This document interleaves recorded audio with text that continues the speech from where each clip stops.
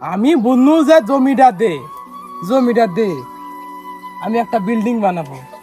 তাই সে এবার দেখছি কেরা ঠেকাচ্ছে, ভরাট ফেলছি, বিল্ডিং দিচ্ছি, এসে পারলে ঠেকা, দেখছি কেরা ঠেকায় আমার। এ ভাই পিছে আর তো পিছে আর তো পিছে পিছে, সামনে একটু সামনে, হ্যাঁ উল্টান উল্টান উল্টান উল্টান, এবার ঢালান, হ্যাঁ ঠিক আছে ঠিক আছে।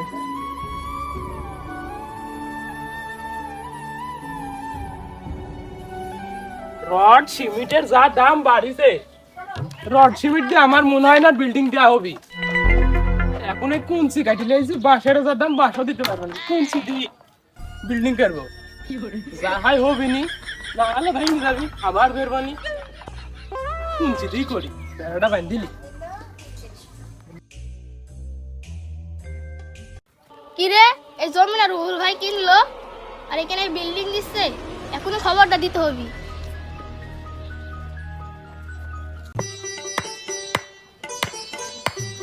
কষ্ট করে একটা জমি কিনেছি, ওই জমিতে এখন একটা ঘর ছিল, বাপ সারা জীবন চলে যাবি ঘরে।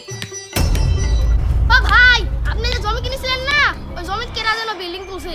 কি?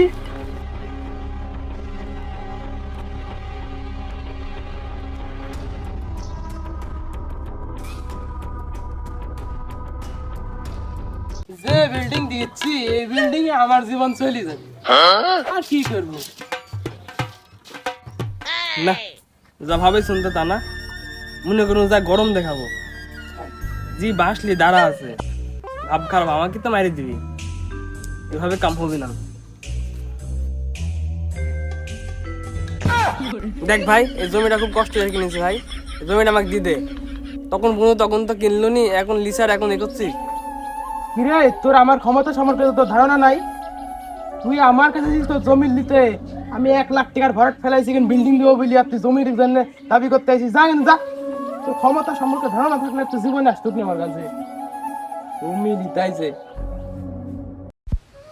এইভাবে নষ্ট হয়ে যায় আমাদের হাজারো মধ্যবিত্তদের স্বপ্ন।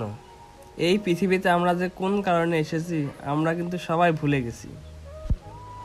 আসুন আমরা এগুলো থেকে বিরত থাকি।